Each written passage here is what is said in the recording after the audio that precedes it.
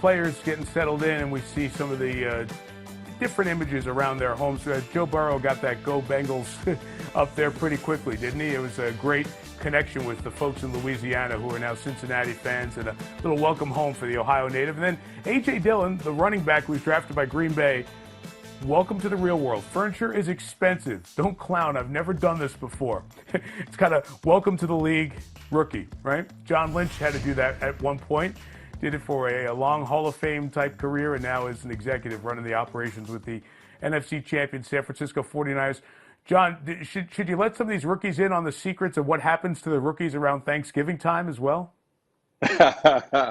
Well, it's a lot of fun. You go out and you go to the local supermarket and you go pick up a turkey for everyone. So there's part of the deal. And I would just tell AJ, you think indoor furniture is expensive. Wait till you look at outdoor furniture, man.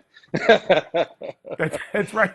And by the way, you're getting this furniture in Green Bay. You're not in San Francisco or LA or one of the other bigger markets too. It's a little more affordable. Hey, we just had Peter King on. He talked about where you guys were, defensive tackle and wide receiver there, and to be able to knock those pieces off there in that first round. How much of that was the vision on the day before, the couple of days before the draft for you and Kyle Shanahan?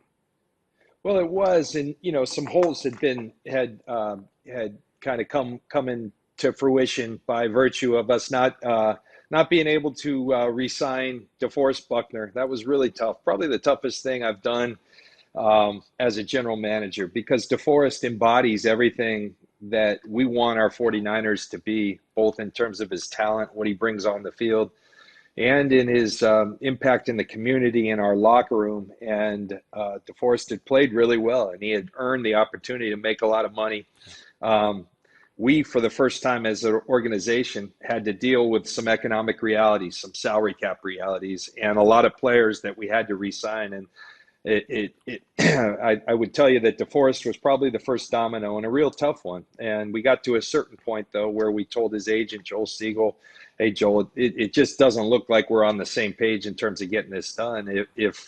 If you can go get that for DeForest, then go do it. But you better bring back a really good draft pick, and namely a first-round draft pick. And he brings back the number 13 pick, and all of a sudden the reality. And so DeForest is in Indy in a great spot. And then Emmanuel Sanders was another guy who came in and really helped us get to the Super Bowl last year and was a great role model for our younger receivers. So we did have some voids, but we wanted to be sure that we love the players, not just we're filling voids because we need those voids. Because, you can, I think, picking the best players always, it happened to be that we fell in love with Javon Kinlaw, and then Brandon Aiyuk was one of the receivers that we really coveted in this draft. And when he fell, I would say, past Philly, when they didn't take him at 21, we never had any intention of moving up in this draft. It was all about moving back to accrue some more picks. But when Aiyuk fell past Philly, we started scrambling on the phone saying, here's a guy we might have taken at 13 had Kinlaw not been there, and some other things, so we moved up and called Minnesota and were able to get a deal done. Yeah, and you guys moved back with 14 with Tampa. We were just talking to Peter King about the machinations of that. I want to drill down, if it can, John, on something you just said, because you were a player when Tampa had all that defensive talent post-Super Bowl, and then salary cap issues broke off a lot of that team. And now here you are as a GM, and you draft these guys, and you're building something, and you had a blueprint, and man, it got you this close to the championship. But now you've got to deal with those same realities that you saw from the player side. How hard is it as a GM to know that I can't keep this together because of salary cap reasons, even though I built it the right way in my kind of style?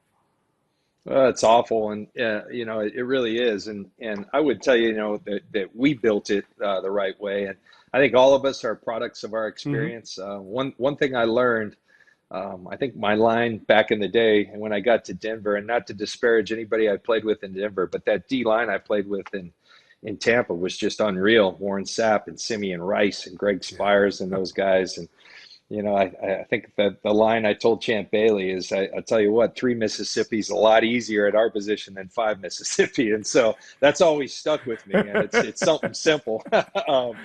But it's something that Kyle Shanahan and I connected on when we started talking in production meetings. That's where we both believed, even though he's an offensive coach, believes that's the great equalizer in today's football. When everything is set up for offensive success, how do you equalize it? Well, you knock down the quarterback, and I think today more than ever it takes not just. It's hard to find a Warren Sapp, those are once every 20 years, but it takes multiple people. And, so we had to reload there. Kinlaw was a player that we really had a great affinity for. I think he fits perfectly in what we do. We also, even if DeForest was here, we had a want to get a little bigger in the interior of our D-line, and Kinlaw gives us some of that. I mean, he's a 325-pound man. He's long, he's explosive, and so he's got big shoes to fill, but we just want him to be his best, and we think we'll be all right. I got 100 questions. I could do a whole hour with you. I only have a minute left. Look ahead. We've spent so much time here the last 48 hours looking back at the draft. As we look to this virtual OTA world and not certain about training camp, what are the biggest concerns in your mind from your GM chair right now about how can I be ready when we get the go sign to make sure our team is ready to try to defend this NFC title and win that last game?